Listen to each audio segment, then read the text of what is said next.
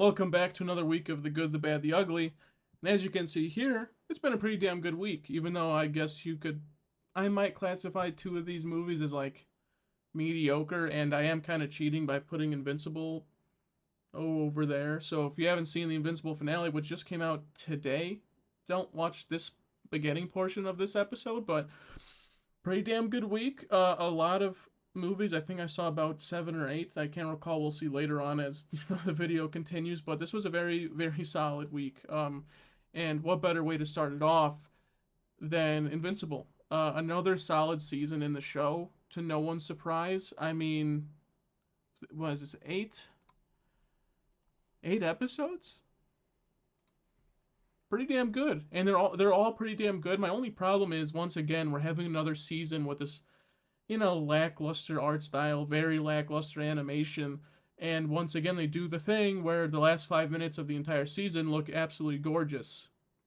And this time, it's not even a fight. It is a very dramatic scene. It's a very important scene to the show, but I mean, it's just like dialogue, and you have this animation that just looks gorgeous, and it's probably fine. And we'll see what they do in future seasons. I'm hoping they learn their lesson at some point because we're gonna get three more seasons of Invincible at least. Maybe one of these final seasons will just straight up look good throughout. So, like I remember season one just looking pretty damn good throughout the entire show, but this one was I don't know, the way they do blood on the characters, the fights just seem so lazy, and it really doesn't help that this season was set in space for most of it, and we already have these arguments about the PNG fights, and this one really doesn't help considering they're in space and they're limited to moving and stuff. So all these fights, the impact's not going to feel as good or anything. But we get a lot of good moments with Thrag, Mark himself, Nolan. A lot of the stuff with Nolan coming back to Earth was phenomenal.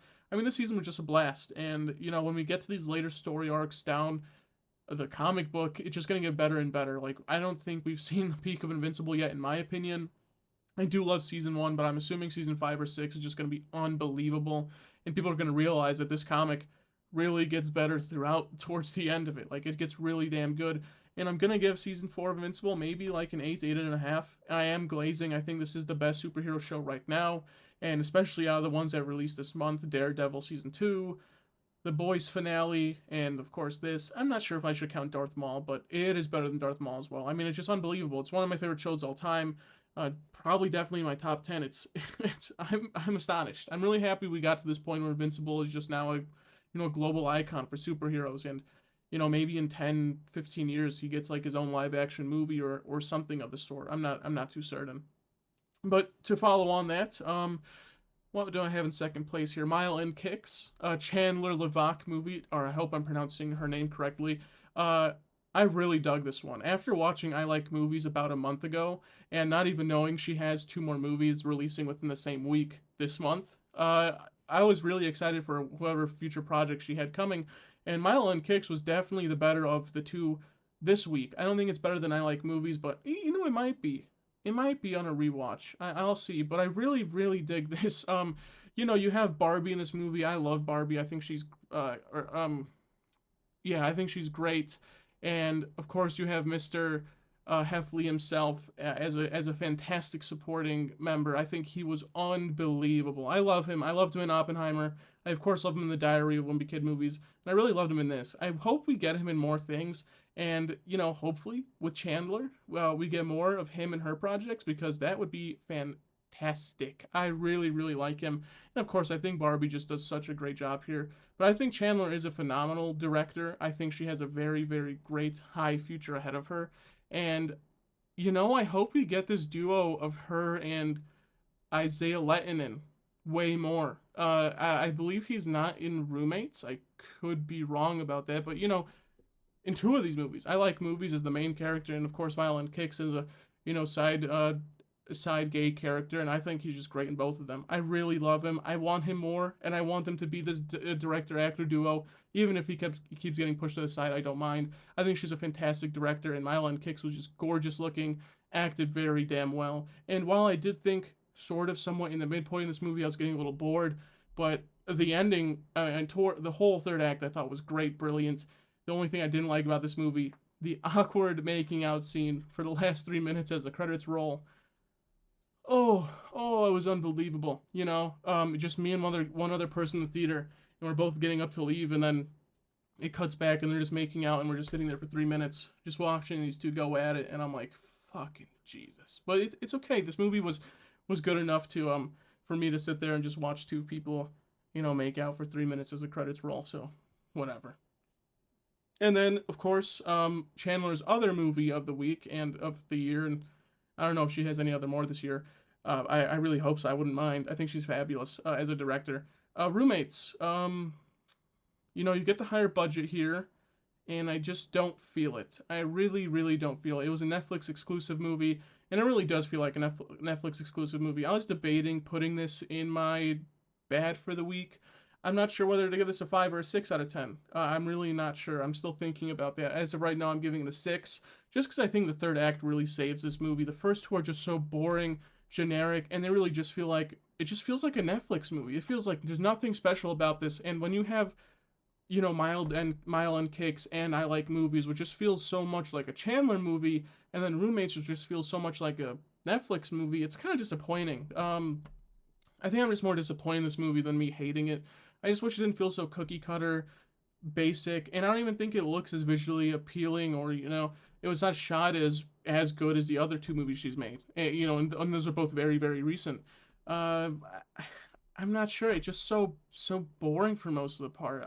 It just feels like such a lame spring break, college movie, and that's about it. If it wasn't for the last 20 minutes of this movie, I'd probably give it like a 4, to be honest. But the last 24 minutes with, the two siblings doing the presentation together, and then, the fire scene in the apartment, and the ending where she's in jail with Megan Thee Stallion. I thought that was all great, but everything before that just feels so basic. And the more I think about this, maybe I should have just put it in bad, because I cannot stop thinking about how much bad shit is in this movie. It's very unfortunate, because I really like Chandler as a director, but what a lame movie, especially when you have these other two movies before this, or I guess while Mile and Kicks might have been the same time, and they just feel so much better, so much more artistic than Roommates. It's not even that fun of a movie, if I'm gonna be honest. So that's Roommates. I should have put it in bad, to be honest. That's a mistake on my end. But we'll get to a movie that I had in third place this week, which is Normal. I do give Normal a 7 out of 10. I'm liking Bob Odenkirk in these type of movies. He's had Nobody and Nobody 2, which I have to. Have I? I think I reviewed both of them on my channel. I could be wrong. And I really have a lot of fun with both of them. And, Normal starts off as so boring and, normal. And I think that's a good way to start this movie. At first, I was like, this movie kind of sucks. But then it picks up, like the second act starts, and it just does not stop. It just keeps going and going and going and going. The bake heist scene is amazing. All the kills in this movie are so much fun, very Nobody-esque. And, and even Final Destination, you have the scene with the sign falling, and then it's like, it's waiting for the guy to come down, and then it swoops down the second he walks next to it. The whole bar fight scene, the way it starts with the cork popping, and it bounces off a wall, another wall hits a fish, hit the shotgun blast into the Yakuza's leader's head. That was all great. I mean, this movie's just so much fun. I like that, these Bob Odenkirk action movies aren't scared to do like unique ways of action, whether that's the dynamite next to the flares and using the flares as a bait to think the dynamite isn't dynamite. A lot of the gunfights are really fun. I wish we had something with the snow plow machine. I feel like we get nothing with that. They just kind of escape with it. I wish we had something with that. But, the fake where Bob Odenkirk makes like a resolution with the town, and then they all come together and have dinner with the Yakuza, but then it all goes south. I thought that was fucking brilliant. This movie's very, very funny, just like Nobody. It's hilarious. I can't remember the black actor's name, which is unfortunate. I wish he had a gimmick where he just spoke fluent Japanese, because when he speaks it for the first time when the Yakuza show up to the town, it's actually really fucking hysterical. But if he kept doing it more instead of just being like, I only know 4 sentences, I think that would have been fucking hysterical. This movie could have been a lot funnier. It's why I'm giving it only a 7 out of 10. But the comedy in this movie is very, very great. I think it's just a perfect blend of comedy and action. And there was a point throughout the first act where I was thinking, Is Bob Odenkirk slowly just turning into Jason Statham? And he's not. I think he knows what he's doing. His movies at least have some charm to them, unlike Jason's. And I want to see him doing more of these. I don't care if it's another Nobody movie. I don't care if he's going to another town controlled by the Yakuza. I don't really care. I need Bob Odenkirk in more of these movies. Shit, maybe put him in a John Wick type movie. I think he'd fit great in it. He's just so great as an actor. I think the cast here is just fun. Everyone is having such a good time here. It's a fun movie. If you haven't seen Normal, I recommend checking it out. I don't know how long it's gonna be in theaters, but it was a blast. It was really a blast. Whew. And for Mummy, I did a review on it. I wish it was something else. It just feel like a Conjuring type movie rather than a Mummy movie, which I've said in my review. That's me dumbing it down. I was a fan of this movie. Just think it should have been a bit more adventure than it actually. It didn't even have any. I just wish I had some. Adventure to it at all.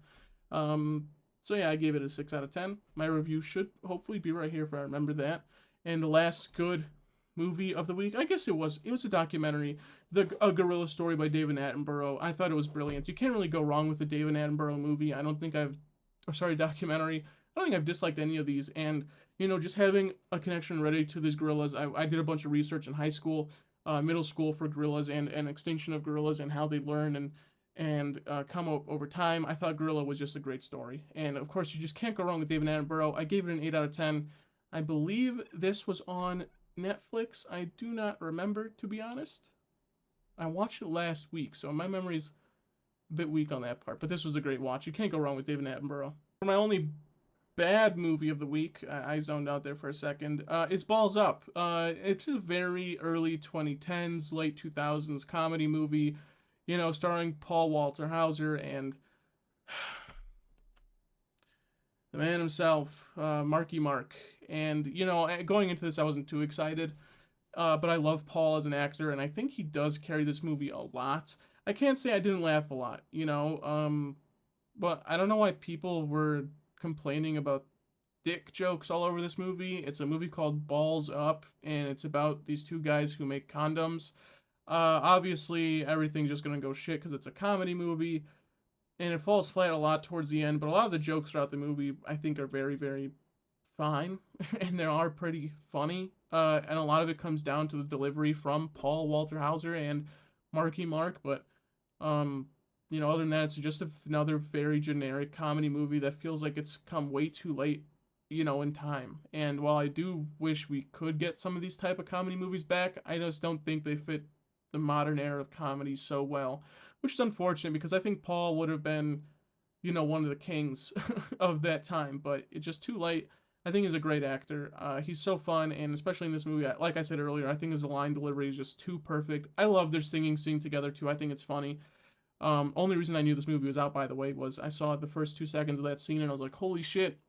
I didn't know Balls Up came out, and yeah, it was okay. I mean, I don't think it's the worst thing I've seen this year. People are overreacting, in my opinion. It's a dick joke movie. We're gonna get that from time to time. I do give Balls Up a 4 out of 10, which is funny for me to say, but just okay. It has its funny moments, and that's about it. And for the ugly this week, the only ugly movie of the week, Bus Boys. I'm giving Bus Boys a 2 out of 10. It's very rarely funny. That's about it. It's supposed to be a comedy movie, but instead it feels like Theo Von and Friends, which is just very unfortunate. And even when you are comparing it to a movie that released the same week as it, such as Balls Up, at least Balls Up has a lot of comedians that are still pretty funny, or at least actors who are pretty funny as in comedy movies. I think David Spade has lost his touch. He's not good anymore. I don't think he was good in this at all. The story is just so fucking shit. And just like every one of these type of comedy movies, the twist towards the end with the little gang was just so dumb and lazy and boring. I don't know. Didn't like any of this. The jokes are very bland. The line delivery is horrible. Theo Von is not an actor. I don't think any of his friends are actors either. I mean, this was just a mess. And it's cool you gotta get your movie on the big screen, but maybe stick to comedy sets or that little stage show he does. I've never watched it, but I've seen like the clips on TikTok and YouTube or whatever for it. And there's some funny moments there, but I don't know. It's cool that you got a bunch of friends to do a movie, and you got a legend in comedy movies like David Spade. But other than that, this was just very, very bad. The comedy is horrible. Looks like shit. I'm surprised this wasn't a straight to streaming movie on Netflix specifically, and it somehow got a theater slot. And it takes up a lot of them, by the way. It's not like, I think it was harder to watch Mile End Kicks than Bus Boys, which is pretty depressing to say. So that's the good, bad, and the ugly for a week. I mean, Bus Boys was just horrible. Enjoyed this episode of The Good, the Bad, and the Ugly? Let me know in the comments below whether you agree on any of my choices. And if you want me to do a full-length review on any of the movies that I didn't do this week, also let me know in the comments below. Or if I missed a movie, period, that released this week. I always try to watch as many movies as I can, but, not possible all the time. If you want to see past episodes of The Good, Bad, and the Ugly from this year, that should be right here in this playlist right below. And if you haven't subscribed yet, do that right here. See you guys next week.